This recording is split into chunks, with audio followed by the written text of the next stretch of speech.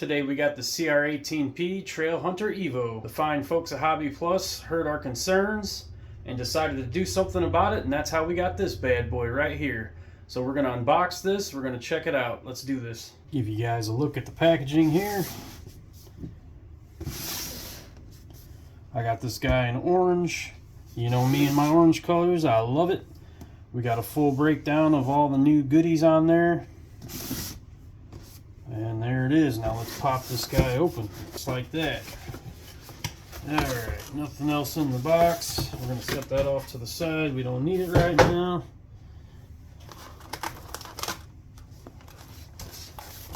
We'll get a good look at it.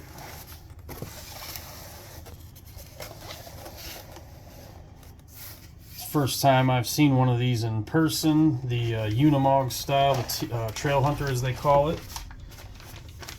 We got our instructions, our charger, wheel wrench, the usual stuff. This is the one that comes with the dip switches. I'm gonna have to look in the manual, see what they all do. This is just a quick overview. I believe this is a 4-channel. There it is. Man, that orange color looks dang good. We got the 1.2 wheels and tires. We got the nice little box back here that contains the battery. There's a little clip in there. Pop that cover off. You got your battery inside there. Your on-off switch. Kind of a nice little storage feature. I enjoy that. Let you guys get up close and personal with this truck.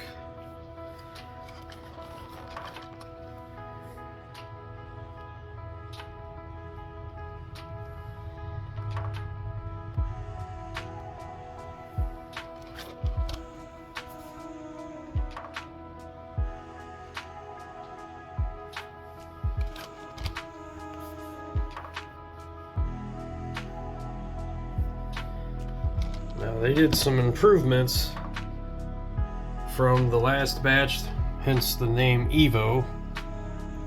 This guy has all metal portal axles, the differentials are metal, and then the new included 2-speed transmission with all metal gears. Now at the beginning I said something about they listened to us. Well, that's one of the biggest things, was a lot of people we're stripping out the gearboxes on the transmissions under heavy duration, even sometimes not heavy duration. A lot of the time people would upgrade their wheels and tires, put some weight on them and stuff, and then those transmissions just couldn't hold it. Now if you can kind of see the new motor in there, this is a 130 brushed motor with the 2-speed. One of my biggest things to get to anything underneath here, you got to take out a bunch of screws. You actually have to pull this and this whole shell off this truck. I actually don't have much experience with that yet. That's something I'm gonna have to learn and experience for myself. So here it is next to the rock van. The rock van seems just a little bit bigger with that big old body next to it, but the wheelbase is actually the same from what it looks like. They look good sitting next to each other. This rock van here was actually the builder's kit I did actually before I started my YouTube channel. I put this together, and yeah, you can see some videos on that guy back in my history there. We should actually go run this guy and see what it can do in stock form, because it's not going to stay stock for long. I got some plans for this thing.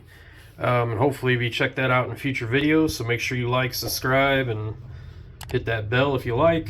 Here we are on my outside course in my garage, or what's left of it. I had a bigger half, another 2-piece section that went to this section, but I went ahead and I traded that to my good old pal Shorty from Shorty's Hobby World. If you get a chance, you guys should check him out. I'll put a link in the description down below. For his channel. He's on the road to 1,000, and we'd really like to help him get there. But anyways, I traded that to him a while back, so we're just going to go on this course that I have available, I'm going to be driving one-handed so I can hold the camera as well. And we'll see what we can do.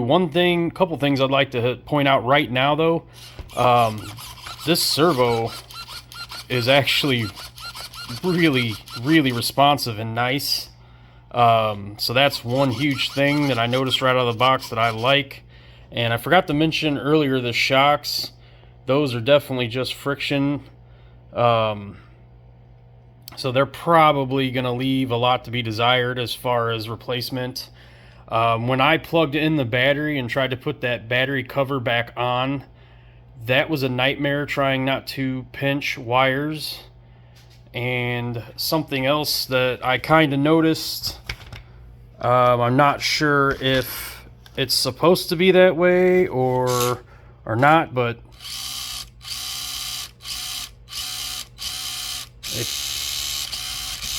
it sounds like there could be something going on with the gear mesh in that transmission. I'm not 100% sure.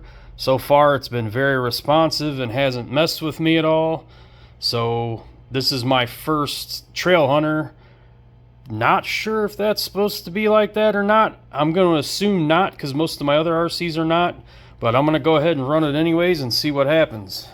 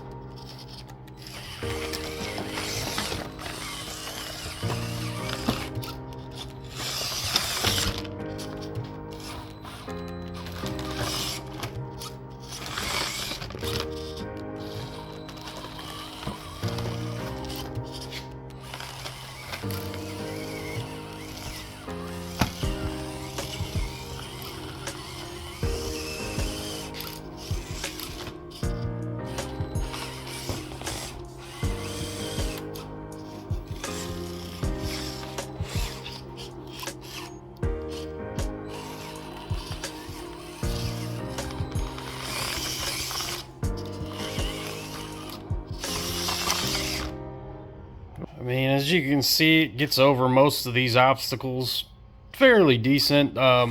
This course was made more for 124 scales. This is a 118. However, I feel like it's the closest one to a 118 scale. Or I feel like it's the closest one to a 124 scale. Out of the three. Like I said, the rock van with that big old body just feels really big. This feels similar to my K5, but definitely feels a lot lighter. I have a lot more weight underneath that guy. Just realized I didn't show you guys the first speed and second speed of the transmission. So where I got the position at now is the slow speed. Kind of see it go. And yes, the whine did come back. Middle position, you got neutral. And then all the way back position here, you got your speed. Pretty decently quick for what it is. But yeah, that noise is pretty concerning. However, it does not seem to be affecting the performance of the truck. If it is a gear, I'm going to try to beat the crap out of it and see if I can't strip it just to see if that's the case, but no, still going decent until I drive it off this desk. we'll see, I guess. Alright, final thoughts on this truck. So as I drove it a little bit, I don't know if the gears needed to be broken or what, but the whine did go away, so I'm hoping that solved the problem. We're going to keep our fingers crossed. It didn't affect the drivability of the truck. The truck actually ran smooth. I enjoyed driving the truck. It crawls very nice. As you can see kind of here on this ramp, for stock shocks, it's actually got an okay amount of articulation. The scaleness of it, I really enjoy that part. However, one thing I'm gonna say, if you have to work on this thing, you gotta take off a bunch of screws just to pull this body off to get to the transmission, the motor.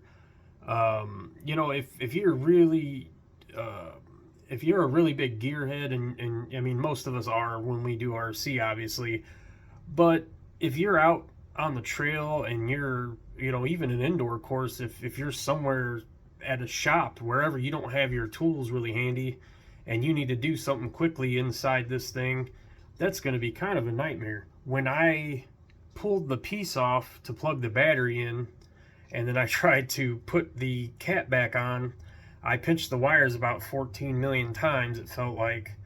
Once you plug that in, it's really difficult to get that closed. That's kind of a pain in the butt too. The shocks.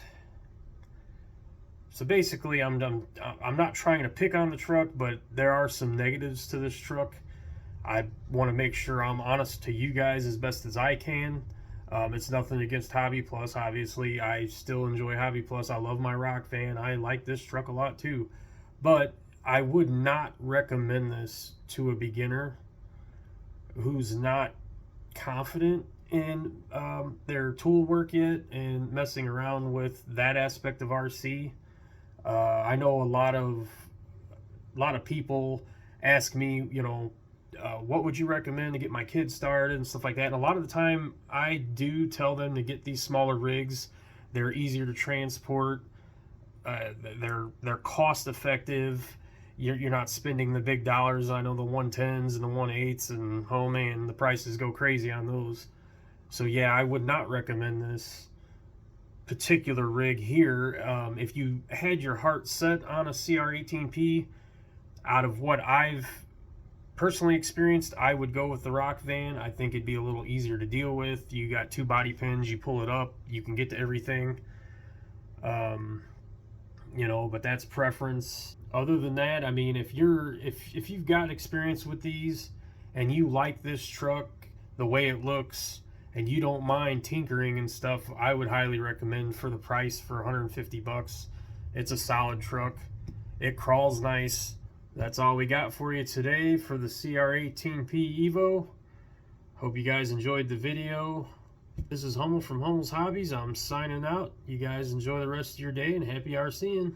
Another thing I wanted to add real quick, because I forgot to add in the other edit. This is all Phillips head screws. And that's another thing I do not like.